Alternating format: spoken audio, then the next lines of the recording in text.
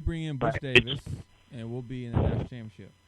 And the fact is, very few colleges run a 4-3 base defense. We've been recruiting for the last 3 years to change over to a 3-4, which is what we're doing now. So you bring somebody else in that wants to run a 4-3, it's not going to work because you then have to recruit a whole new set of kids to make that change. How? I mean, we're running a multiple this year. We're not running a straight 3-4 this year. It's a 3-4 base, but it'll be the reason it'll be 3-4 base with a lot of height. You'll see McCord line up an outside linebacker and rush and shit like that, but it's going to be a base 3-4. So basically, and that's what a lot of those kids are recruited for. So basically, it's going to be like last year on third down and long. We're going to put in McCord and Muhammad, and they're going to rush the quarterback. Or all they're going to do is throw a screen on us and then go 30 yards. I'll tell you right now, it's going to be more like Golden's first year when we had a top 40 defense. So every place he's gone that he's run this defense, it's taken 3 or 4 years to get the people, but it's got a track record of being successful. He took over UVA, defensive coordinator. They were something like 110th in the country. When he left, they were top 20. Temple, they were dead last. When he left, they were top 25. It works. It takes a couple of years to get the kids to run it, but it does work. Are you saying we're going to have a top 25 defense this year? I don't know about top 25, but it'll be top 40. Will we be able to stop everybody except Florida State? Probably. I see nobody else that we couldn't really stop. I mean, I think the Nebraska game will be the difference between 9 wins and 10 wins, and we'll probably lose some game that freshmen, make a mistake that'll cost us the game, and it's one game that we have no business losing. But at the end of the day, I mean, it still winds up being a hell of a lot better. I mean, but that losing the game you're not supposed to lose. Hell yeah. What's poppin', Miami Hurricanes fans? What's up? What's up? He got hung up on. But anyways, losing to a team like Georgia Tech or a team we should beat, that goes on the head coach. We cannot lose those games anymore. You know what? Not always. It doesn't always, because you have to look at why you lose a game.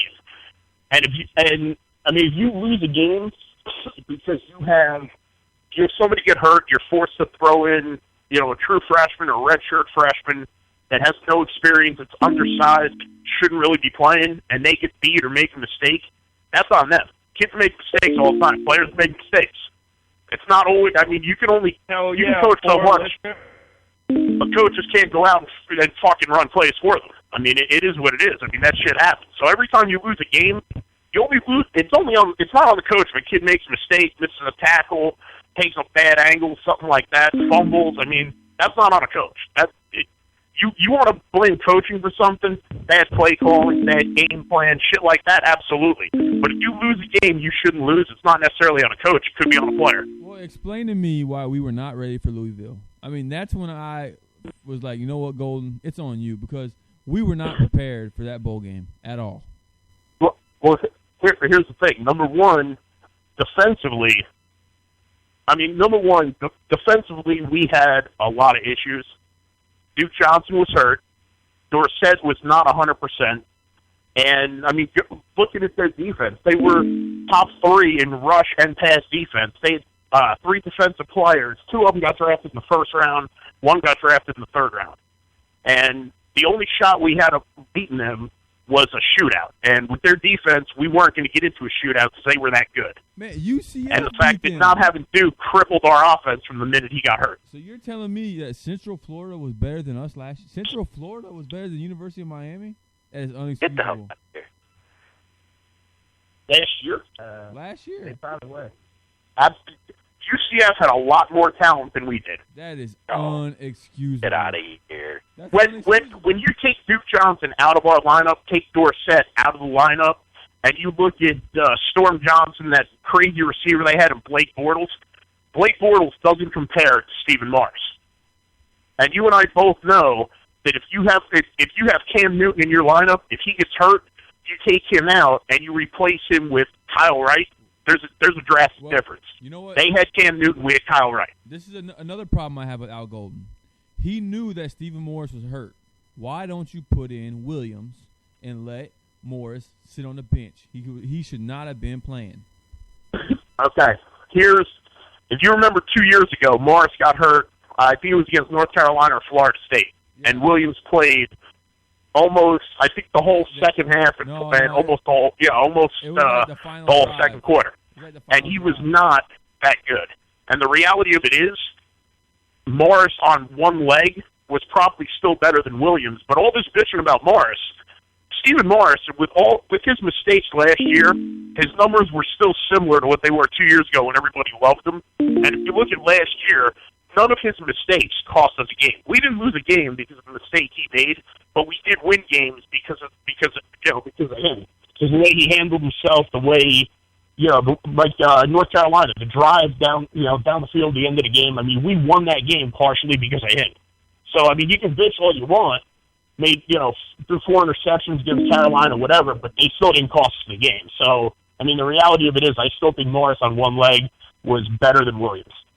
I don't agree because I saw Williams come in against South Florida and some other teams, and he looked good. I think the first year against Carolina, but that's just it. It's South Florida. I mean, Greg Crow looked good against Savannah State, but look back to the year before when Williams played. Like I said, I think it was the Florida State game. Look at how bad he looked against a real team. And if you're comparing, I mean, if you're trying to compare anybody else that we played in the ACC to USF, I mean, you're kidding yourself. They're not even close to the same. So, of course, Williams is going to look good. I'll give you an example. USF played a better game against Central Florida than they did. We blew them out. Central Florida had a battle with them. I mean, so you can take it how you want. Yeah, but any team can play a good game against anybody on any day. I mean, that's the fact that we blew them out and UCF barely beat them doesn't mean anything. I mean, that's ridiculous. I mean, look at our 2001 championship team. The fact that we needed a miracle to beat freaking Boston College. I mean, that's nothing. Every team has a bad game, during the season. So that's an indicator of absolutely nothing to me. South Florida was terrible. I mean, they were just terrible. All they had was a defense. So let me like I said, defense. How long do you think Golden's going to be? Look at our game against BC in 2001. I mean, that's all you need to know. They were terrible. We were the best team in the country for a stretch of 3 years. I remember that game. We were still in a dogfight, needed a miracle to win. It is what it is. I mean, that shit happens. Boston College didn't even have their number one running back, William Green, that game. I mean, BC still was not that good. I mean, look at our West Virginia game. Look at our West Virginia game in 2002. I mean, they were beating us for a while, and we pulled ahead in the fourth quarter. But I mean, that was a nail biter. The Virginia Tech game in 2002, when McGahee went absolutely bananas. If he doesn't run for 990 yards and 9 touchdowns, we don't beat Virginia Tech. Oh, he went off that game. I mean, the year before, 2001, Ernest Wilford dropped a 2-point conversion that would have tied the game. I got another beef with you about the Orange Bowl, the OB. You'd rather play in Sun Life Stadium than the OB? No, absolutely not. My personal preference, I mean, I love the Orange Bowl more than anybody. I understand the business reasons for making the move. I don't like it. I think Sun Life Stadium is a soulless concrete pit. But, I mean, it is what it is. I understand the business reason for leaving the Orange Bowl, but I don't like it. I hate Sun Life Stadium. I absolutely hate that place. Well, you're the number one when I was like, okay, let's move. No, we're not moving. We're not moving. Yeah, because financially, it doesn't make sense. And from the business standpoint, it makes no sense. I would love to have the Orange Bowl back and still be playing there. But it doesn't mean I like Sun Life Stadium, but if you look at it from the dollars and cents, it makes no sense to leave. That's all I said. I doesn't mean by any means that I like the place. I fucking hate it. But business-wise, it doesn't make sense to go anywhere. One thing I could say, that's right in the mix with in a dangerous neighborhood, though. The Orange Bowl was located in a very dangerous neighborhood. Yeah, but during games... Stop with that nonsense. It wasn't a dangerous neighborhood. The only people that thought that were the ones that came in from out of town... Yo, hold on. It wasn't a dangerous neighborhood. Why don't you walk down 12th Avenue? Why don't you walk down that all the way to the Metro Rail? I bet you don't have the balls to walk down 12th Avenue by yourself. Well, see, here's the thing. Number one, you didn't even have to worry. The 4 blocks right around the Orange Bowl, there was no problem. No problem at all. And that's what, I mean, you could go park in somebody's yard, pay them, hang out, barbecue with them. They cook for you, come and drink with you. I mean, there was nothing to worry about. They always took care of your shit, always looked after you. Because the reality of it is they had to. Because if anything happened to anybody's car, anybody's shit, nobody was going to come there. Nobody was going to pay them anymore. So they had to look out for you. Okay, but this is what I'm talking about. If you get off at Government Center on the metro station and you had to walk, if you're not taking a bus and you had to walk from the metro station to the Orange Bowl, that is a dangerous walk. But how many Cane fans are walking? They're all all parking. I mean, that's exactly it. I mean, first of all, if you walk that far, you're a fucking idiot. And number two, that's not really the neighborhood of the Orange Bowl. That was you walking further than you had to and fucking yourself up because you made a stupid decision. But what I'm saying is still, that area is still a dangerous area. Man, I'm telling you right now, the OB was a million times better than that sorry-ass Sun Life Stadium. Million times.